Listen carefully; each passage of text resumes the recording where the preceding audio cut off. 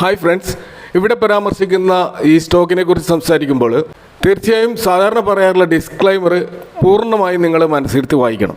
കാരണം ഇതൊരു പെന്നി സ്റ്റോക്കാണ്. ഹൈ റിസ്ക് അഗ്രസീവ് ഇൻവെസ്റ്റേഴ്സ് മാത്രം ഈ സ്റ്റോക്കിനെ കുറിച്ച് പഠിച്ചാൽ മതി എന്നാണ് എനിക്ക് തുടക്കത്തിലേ പറയാൻ ഉള്ളത്.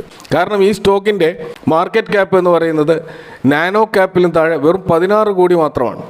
അപ്പോൾ ഇത്തരം പെന്നി സ്റ്റോക്കുകളിൽ ഒരു ഗാംബ്ലിംഗ് ബെറ്റ് ആയതുകൊണ്ട് തന്നെ ഇതിൽ നമ്മൾ അലോക്കേറ്റ് ചെയ്യുന്ന ക്യാപിറ്റൽ നമുക്ക് അത് നഷ്ടപ്പെട്ടാൽ ഒരു കുഴപ്പവുമില്ല എന്ന് തോന്നുന്ന ഒരു തുച്ഛമായ ക്യാപിറ്റൽ മാത്രമേ ഇത്തരം സ്റ്റോക്കുകളിൽ നമ്മൾ ഇൻവെസ്റ്റ് ചെയ്യാൻ പാടുള്ളൂ. ഞാൻ പൊതുവെ മൈസെൽഫ് എൻ്റെ ക്യാപിറ്റലിൻ്റെ 1 to 2% കൂടുതൽ പെന്നി സ്റ്റോക്കിൽ ഇൻവെസ്റ്റ് ചെയ്യാറില്ല.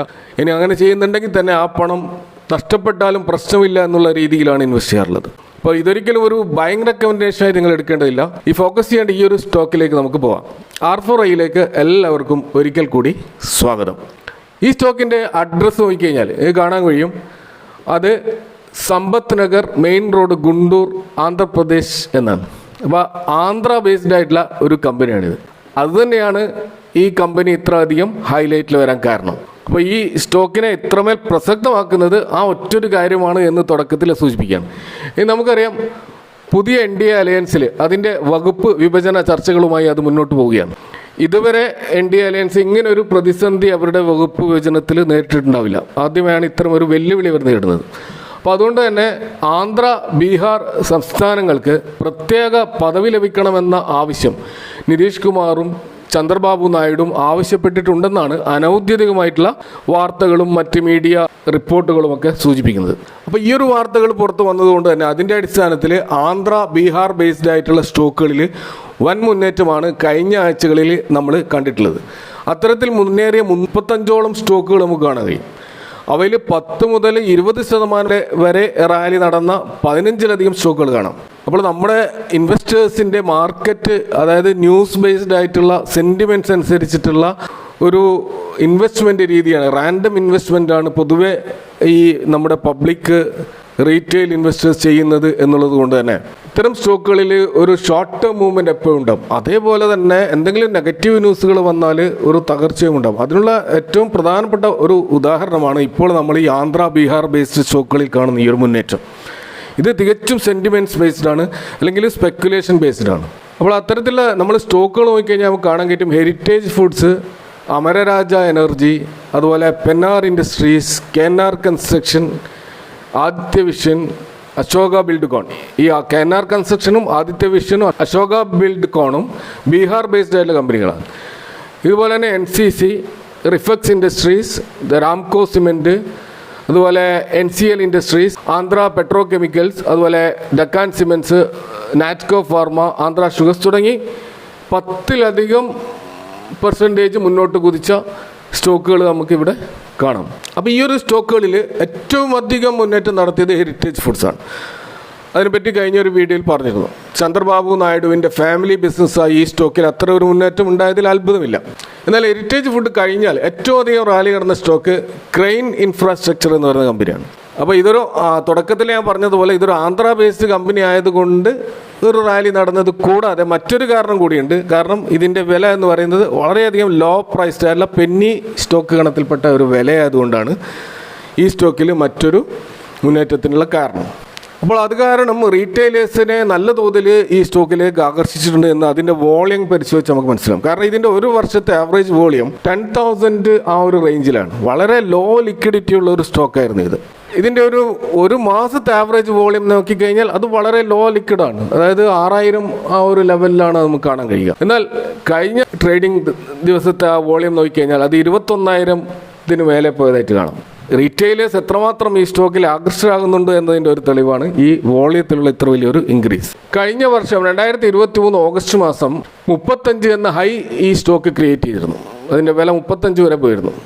പിന്നീട് ഹെവി സെല്ലിംഗ് നടന്ന് സ്റ്റോക്ക് 16 രൂപയോളം താഴ്ന്നിരുന്നു. ഏകദേശം 50% ക്രാഷ് ഈ സ്റ്റോക്കിൽ സംഭവിച്ചത് കാണാം. എന്നാൽ ഈ വർഷം തുടക്കത്തിൽ ജനുവരിയിൽ ഈ സ്റ്റോക്ക് വീണ്ടും 30 എന്നുള്ള അതിൻ്റെ ഹൈ തിരിച്ച് ടച്ച് ചെയ്ത് വീണ്ടും താഴ്ത്തു വന്നതായി കാണാം. പിന്നീട് വീണ്ടും ഇത് 16 എന്നുള്ള സപ്പോർട്ട് ലെവലിൽ ഈ സ്റ്റോക്ക് അങ്ങനെ നിൽക്കുകയായിരുന്നു.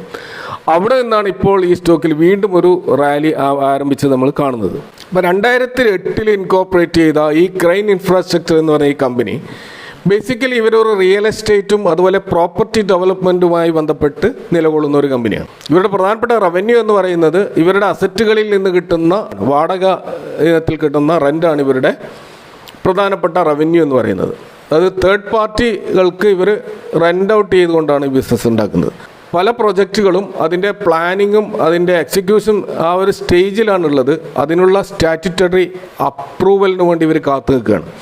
അപ്പോൾ ഈ ഒരു ഭരണമാറ്റം വലിയ തോതിലുള്ള ഒരു പോസിറ്റീവ് സെൻറ്റിമെൻറ്റ്സാണ് ഇവരുടെ പ്രൊജക്റ്റുകളിൽ ഉണ്ടാക്കിയിട്ടുള്ളത്. ഈ കമ്പനിയുടെ ഒരു ഫ്യൂച്ചർ പ്ലാനിൽ ഇവർ ട്രാൻസ്പോർട്ട് ഇൻഫ്രാസ്ട്രക്ചർ പ്രൊജക്റ്റുകളുടെ ഒരു ഡെവലപ്മെൻറ്റും അതുപോലെ ലോജിസ്റ്റിക് പാർക്കുകൾ നിർമ്മിക്കാനുള്ള പ്രൊജക്റ്റുകളും അതുപോലെ വെയർഹൗസ് പ്ലാനുകളും അതുപോലെ ട്രക്ക് ടെർമിനലുകളും ഒക്കെയുള്ള ഒരു വളരെ ഫാസ്റ്റായിട്ടുള്ള ഒരു ഡെവലപ്മെൻറ്റിന് വേണ്ടി കമ്പനി തയ്യാറെടുക്കുകയാണ് എന്നാണ് അവരുടെ വെബ്സൈറ്റുകളിലൊക്കെ പറയുന്നത്. അപ്പോൾ ഈ കമ്പനിയുടെ മാർക്കറ്റ് ക്യാപ്പ് നേരത്തെ പറഞ്ഞു, 16 കോടി മാത്രമുള്ള ഒരു കമ്പനിയാണ്. കറണ്ട് പ്രൈസ് 22 രൂപയാണ്. ഞാൻ നേരത്തെ സൂചിപ്പിച്ചു ഇതിൻ്റെ ഹൈ 35 വരെ പോയിരുന്നു. അവിടെ നിന്ന് കറക്റ്റ് ചെയ്ത് 16 വരെ തിരിച്ചു വന്നതിന് ശേഷമാണ് ഈ ഒരു മുന്നേറ്റം നടത്തി 22 എത്തി നിൽക്കുന്നത്. സ്റ്റോക്കിൻ്റെ PE ratio 11.2 industry PE 28.4 industry PEയേക്കാളും വളരെ താഴ്ന്നുകൊണ്ടാണ് ഈ സ്റ്റോക്ക് ഇപ്പോൾ നിലകൊള്ളുന്നത്. ഇതിൻ്റെ ബുക്ക് വാല്യൂ 41. അപ്പോൾ ബുക്ക് വാല്യൂവിനേക്കാളും താഴെയാണ് ഈ സ്റ്റോക്ക് ട്രേഡ് ചെയ്യുന്നത്. അപ്പോൾ പ്രൈസ് ടു ബുക്ക് വാല്യൂ 0.55 അപ്പോൾ എല്ലാ അർത്ഥത്തിലും അണ്ടർ വാല്യൂഡ് ആയിട്ടാണ് ഈ സ്റ്റോക്ക് നിൽക്കുന്നത്. അതുപോലെ ഇയർ ഓൺ ഇയർ സെയിൽസിൽ ഇവർ ഒടുവിലത്തെ നമ്മുടെ റിസൾട്ട് ക്വാർട്ടർലി റിസൾട്ട് നോക്കിക്കഴിഞ്ഞാൽ 96% ഒരു സെയിൽസ് ജമ്പ് നമുക്ക് കാണാൻ കഴിയും. അതുപോലെ പ്രോഫിറ്റിൽ 1033% ഒരു മാസീവ് ജമ്പ് അവിടെയും നമുക്ക് കാണാൻ കഴിയും. ക്വാർട്ടർ ഓൺ ക്വാർട്ടർ സെയിൽസിൽ 96% ഒരു ഗ്രോത്ത് കാണാം. അതുപോലെ ക്വാർട്ടർ ഓൺ ക്വാർട്ടർ പ്രോഫിറ്റിലും 162% ഗ്രോത്ത് കാണാം. അപ്പോൾ ഈ കമ്പനിയുടെ ഈ ഒരു റാലി ഒരിക്കലും പുതിയൊരു ഭരണമാറ്റത്തിൻ്റെ ഭാഗമായി മാത്രമാണെന്ന് തോന്നുന്നില്ല. കാരണം അത് കമ്പനിയുടെ ബിസിനസ്സിൻ്റെ അതിൻ്റെ റിസൾട്ടിലും നല്ല പുരോഗതിയുണ്ട് എന്നതിൻ്റെ ഒരു എക്സാമ്പിൾ കൂടി ആയിരിക്കണം. അതുകൊണ്ടാകാം ഈ സ്റ്റോക്കിൽ ഇത്ര വലിയൊരു റാലി നമ്മൾ കാണുന്നത്. ഇതിൻ്റെ ഡെപ്റ്റ് ടു ഇക്വിറ്റി റേഷ്യോ നോക്കിക്കഴിഞ്ഞാൽ 0. പ്രഡ്ജഡ് പെർസെൻറ്റേജ് 0. സീറോ ഡെപ്റ്റ് കമ്പനിയാണ് എന്ന കാര്യത്തിൽ സംശയമില്ല. ഇനി ഈ സ്റ്റോക്കിൻ്റെ ഒരു ROCയും ROE നോക്കിക്കഴിഞ്ഞാൽ അത് വളരെ ലോ ആണ്. 6.44%, ROE 4.99. അതൊരു ബിലോ ആവറേജ് ROCയും ROE ആണ്. ഒരു 15% മുകളിലെങ്കിലും ROCയും ROEയുമാണ് നല്ല ഫണ്ടമെൻ്റലി സ്ട്രോങ് ആയ കമ്പനികളെ നമ്മൾ പ്രതീക്ഷിക്കുക. അപ്പോൾ ഇത് വളരെ കുറവാണ് എന്നുള്ള കാര്യത്തിൽ തർക്കമില്ല. ഇനി മറ്റൊന്ന് നോക്കിയാൽ ഇതിൻ്റെ പ്രൊമോട്ടർ ഹോൾഡിങ്ങിൽ 48% അവരുടെ കയ്യിലുള്ളത്. ബാക്കി വരുന്ന 50%-ലധികം ഹോൾഡ് ചെയ്യുന്നത് മെയിനായിട്ട് പബ്ലിക്കാണ്. അതുപോലെ DISO FISO ഈ സ്റ്റോക്കിൽ തീരെ ഇല്ല എന്ന് പറയും. FIS തീരെ ഇല്ല, DIS 1% താഴെ മാത്രം നമുക്ക് കാണാൻ കഴിയും. അപ്പോൾ ഈ സ്റ്റോക്കിൽ ഏറ്റവും വലിയ റിസ്ക് എന്ന് പറയുന്നത് ഈ ഒരു ഷെയർ ഹോൾഡിംഗ് പാറ്റേൺ ആണ്. കാരണം പബ്ലിക് വലിയ തോതിൽ എൻട്രി എടുത്തിട്ടുള്ള ഒരു സ്റ്റോക്ക് എന്നുള്ള നിലയ്ക്ക് ഇതേ പബ്ലിക് ഒരു സെൻറ്റിമെൻറ്റ്സിൻ്റെ ഭാഗമായിട്ടായിരിക്കും എൻട്രി എടുത്തിട്ടുള്ളത്. അതുകൊണ്ട് തന്നെ ആ സെൻറ്റിമെൻറ്റ്സ് ഒരു നെഗറ്റീവ് ന്യൂസായി മാറിക്കഴിഞ്ഞാൽ ഇത് വൻതോതിലുള്ള ക്രാഷ് സ്റ്റോക്കിൽ സംഭവിക്കാനുള്ള സാധ്യതയുണ്ട്.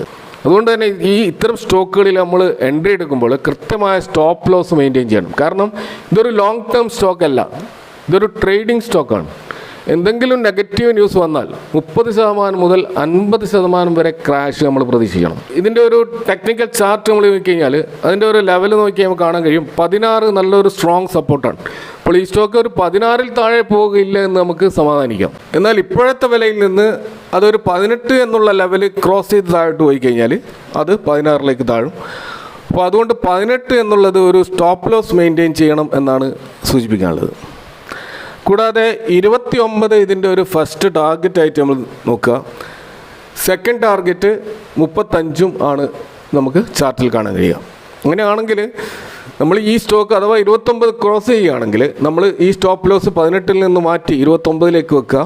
ഇനി 35 ക്രോസ് ചെയ്യുകയാണെങ്കിൽ സ്റ്റോപ്പ് ലോസ് 35-ലേക്കും വെക്കുക. വിടാതെ പിന്തുടർന്നുകൊണ്ട് ഈ സ്റ്റോക്കിനെ ട്രെയിൽ ചെയ്യുക എന്നുള്ളതാണ് ഇതിൽ നമുക്ക് ഉപയോഗിക്കാൻ പറ്റുന്ന നല്ല സ്ട്രാറ്റജി. കാരണം സ്റ്റോക്ക് അത്രമാത്രം റിസ്ക് ആണെന്ന് ഇതിൽ നിങ്ങൾക്ക് മനസ്സിലായിട്ടുണ്ടാകുമെന്ന് കരുതുന്നു.